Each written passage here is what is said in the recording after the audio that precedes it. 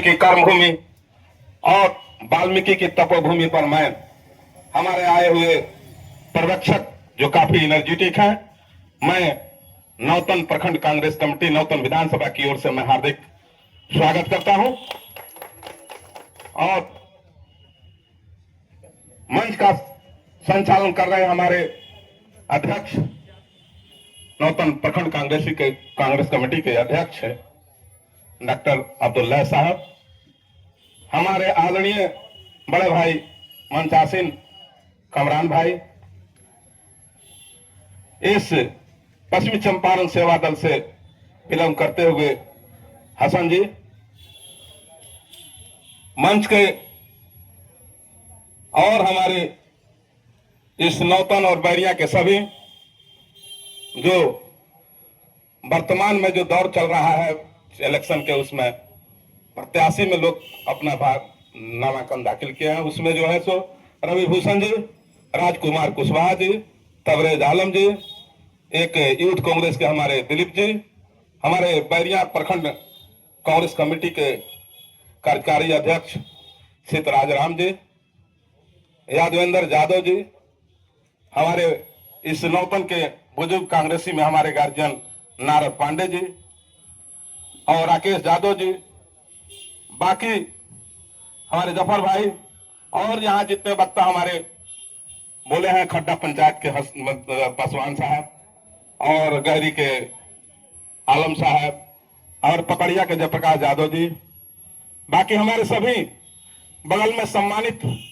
Media बंधुगण और इस विधानसभा इस मीटिंग से का लूप लेने के लिए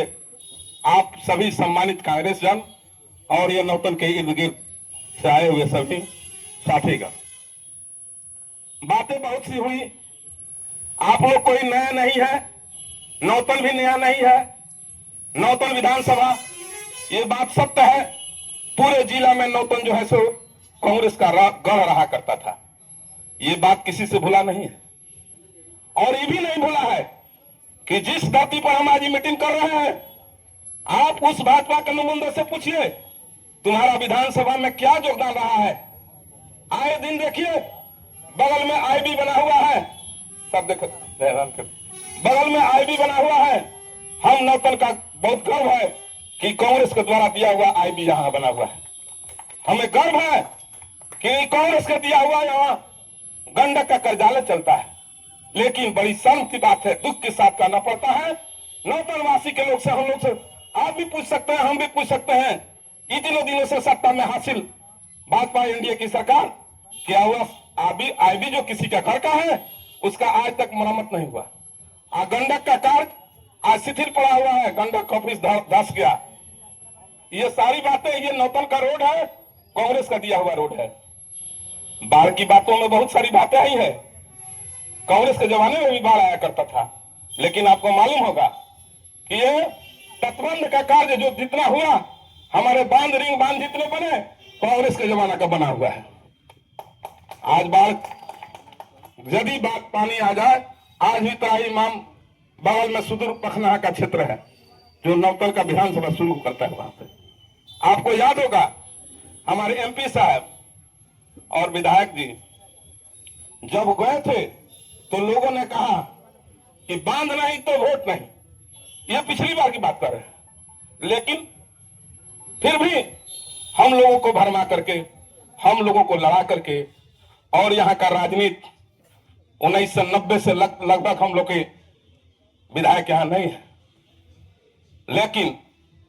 शर्म है भाजपा के लोगों को। कांग्रेस जो कही, हमारे डॉक्टर साहब अध्यक्ष जी आप लोग को बहुत सारी बातें बताए, आप लोग को याद होगा 2009 में जब हम लोग की सरकार हुई दिल्ली में, हम उन किसान भाइयों से पूछना चाहते हैं, क्या आपने दिल पर हाथ रखे कहें कि मनमोहन सिंह की सरकार आपको वादा किया था